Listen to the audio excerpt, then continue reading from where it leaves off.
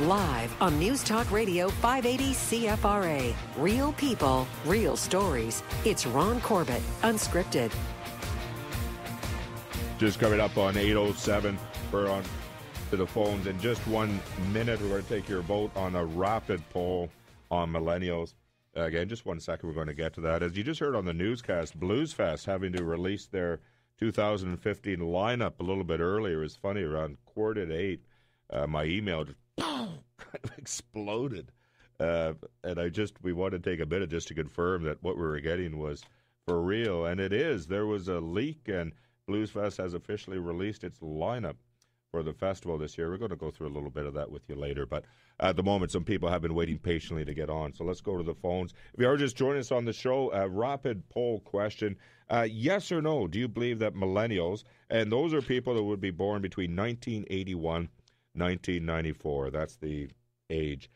So anybody born in those years are considered millennials. Do you believe millennials, generation screwed, are they generation screwed? That's your question. 521-8255. Let's go to Kevin, phoning us from Ottawa. Good evening, Kevin. Good evening, Ron. I tend to agree that it is more difficult for millennials. As a millennial, I can see that. But one of your last callers pointed out part of the problem with that is the education that a lot of my peers are taking isn't actually lining up with the demand of the jobs that are currently out there. Mm-hmm. I mean, graduating with a degree in philosophy or a degree in liberal arts is fine and dandy, but it's not all that practical. The other thing I wanted to point out, the majority of my peers seem to be so, desensitized to participation in politics. And politics does affect our daily lives. You know, if you have a problem, you want to change something about society, run for a position, get active in the political process, get active with those people that are writing the laws. And, like when I go to a political rally or a political function, I'm surrounded by gray hairs, no offense to anybody there, but, it's a valid observation, I think. And so largely, I do think it is more difficult for millennials, but I also think it's kind of a case and an example of a millennial shooting himself in the foot.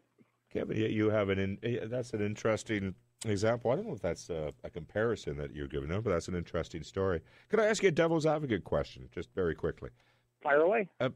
You mentioned people with a philosophy degree. That's trotted out. We've had a few people mention that already. I remember having a fellow on the show, I guess maybe a couple of years ago now. He was a doorman, what you call a doorman at a nightclub, what others would call a bouncer. Big boy. He had an MBA. I remember quite distinctly. I wrote a column on that gentleman and had him on the show, and he took calls. And he had a graduate degree and then a postgraduate degree, an MBA. He actually studied, I think, over in England, if I'm not mistaken. So, anyways, great education and a business education. And the only job he could find was a doorman here in a nightclub. So I don't know whether the philosophy degree, I don't know whether every millennial that, is working at a nightclub or as a barista somewhere has a philosophy degree. I just wonder if that's fair. Okay, no, that's a fair point. That is a fair point. It is tough out there, too, to find work. I mean, jobs keep shifting, the different types of jobs that are out there.